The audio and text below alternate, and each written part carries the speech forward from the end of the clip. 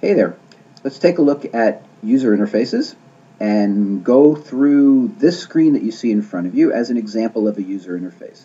Now, what you're likely to be doing right now, and it's hard to stop yourself from doing this, is looking at the content of the page. Oh, who are his friends? What kind of ads does he have? Can I learn anything about my teacher through looking at all of those impulses? I want you to squelch, and I want you to instead to imagine that you're at a control panel, that you're sitting looking at the dashboard of your car, for example, or even better, you're sitting at the dashboard of some rocket ship, and this thing in front of you is not Facebook. This thing in front of you is a control panel with various controls that allow you to do various things. If it was a car, it would allow you to stop, go, turn, that kind of thing. If it was a rocket ship, it would allow you to set your coordinates, turn the engines on, whatever. This is a machine as well. This machine has a user interface, and that user interface allows you to do various things. Okay, so don't look at the content. Try not to see what's on the page. Instead, see what it's allowing you to do. All right, so that's the architect view that we're going to take as we look at this user interface. Now let's look at the second piece of the puzzle here, which is a user interface to what? In fact, there can be a user interface can be to as many different things, as many different machines as possible. In this case, we're interacting with at least three distinct things. On the top row here are the controls that allow us to interact with the operating system. This thing that says minimize the window, this thing that says restore down, and this thing that says close, these are all issuing commands. This is a user interface to the Windows operating system. So right up here, I'm talking to the Windows operating system. The next area down here, these two bars right here, are interacting with the browser. So when I do something, when I interact in this area right here, I'm talking to the web browser, in this case, Internet Explorer. When I'm down here, in this area, which in browser land is called the client area, I'm interacting with Facebook. Now, Facebook, for example, in this area right here, might say, okay, whatever this is, pro-nutrients, I'm going to give you this little area, and when the user interacts with this area, they're actually interacting with pronutrient.com instead of with facebook.com. Now, I don't think Facebook does that, but the point is that I could be interacting with many different applications, many different systems simultaneously on the same screen. So the first big point to understand here is that this screen interacts with at least 1, 2, 3 different systems. Here I'm interacting with the operating system, here I'm interacting with the browser system, and here I'm interacting with the Facebook organization. And the controls that I have are allowing me to do different things with those different systems. Here I'm allowing control of this window using the Windows operating system. Here I'm allowing control basically of this area down here, this client area, using the web browser. Here I'm allowing control of the Facebook user interface, the Facebook user experience. Okay, so that's big point, that this one screen is interacting with various things, and I want you to pay attention to that, and I want you to think, when you click on something, when you interact with something, exactly who are you interacting with? Okay, that's point number one. Point number two is there are various controls here, various different things that allow different kinds of interaction. So one kind of interaction is a menu. Here's a menu right here. When I click that little arrow, and the arrow is getting to be, generally speaking, a standard control. Notice the same arrow here. When I click on that arrow, when I click on this little triangle, I also get a drop-down menu. That's what that's called. And in either case, it allows me to have a lot of commands, a lot of different possibilities packed into a small space. Look at how much space this thing takes up when you're not there. Look at how much space it takes up when you are there. This one over here takes up even more space. So the reason I use a control like that is because I want to pack a lot in.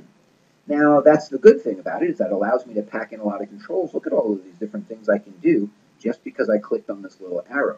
That's the good part. The bad part is that it may be hidden. So I may be looking for my privacy settings, and I just don't notice that stupid little arrow up there, and I'm looking around forever trying to figure out where those settings are. They're more or less hidden under here until and unless I know how to use it. Okay, so this is a menu control.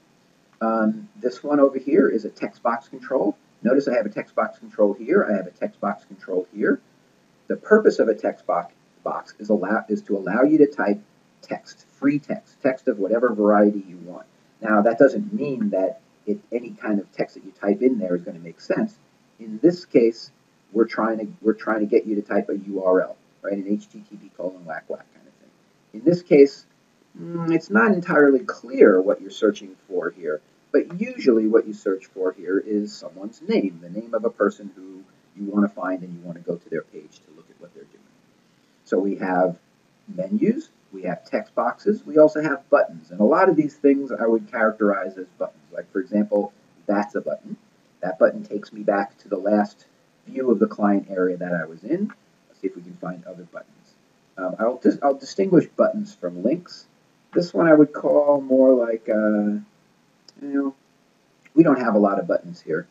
Buttons usually look like buttons. There's a button right there. These are all buttons up here. Buttons are, well, like buttons in the outside world. They're little things that you push, and when you push that button, something happens. When I push this button, I go to search. When I push this button, I will stop the loading of a page. When I push this button, I will refresh the loading of the page. These are all buttons. These are all these guys over here are buttons as well. So buttons are pretty ubiquitous. Now, that takes care of a lot of the stuff up here. Actually, let me deal with these things right here. These are called tabs. Tabs basically allow you to see different things or allow you to pack a lot of different information onto a single screen. Notice I have 4 completely different views here, and they're all packed into these small areas. The more I add, the smaller these will get, and I can actually pack a tremendous amount of information onto the screen by just using these tab controls. That's what really they were invented for. Okay, now moving down into this area, into the Facebook area. When I interact in here, I'm interacting with Facebook. And the general way that Facebook likes to do things is by links. Notice that all of these things are links. These are all links. I get the mouse over. Any of these things are text strings and images, and when I click on them, something happens. And so all sorts of different things happen, obviously, when I click on these things. When I click on a person's name, I would expect to go to their their page, their wall. And in this case, I have something called mouse over behavior. I mouse over Mark's name, and I get a little bit of a pop-up about Mark, giving me what Facebook thinks is the right amount of information to know what's going to happen when I click on that link. Okay, so let's back up here a little bit and summarize and close this out. This is a window, or this is a view in a browser I'm sure you've seen many, many times. And I'm hoping that now, as you look at this and look at any application, you start to see it really as a control panel, as a set of abilities. And you can start to judge whether those are the abilities that you think should be there, whether those are the abilities that are most useful, if abilities are hidden and shown in the right proportion. And you can start to look at this view and any view as a series of controls that allow you to do different things with different systems. These controls allow me to interact with the Windows system. These controls up here allow me to interact with the browser system. These controls down here allow me to interact with the Facebook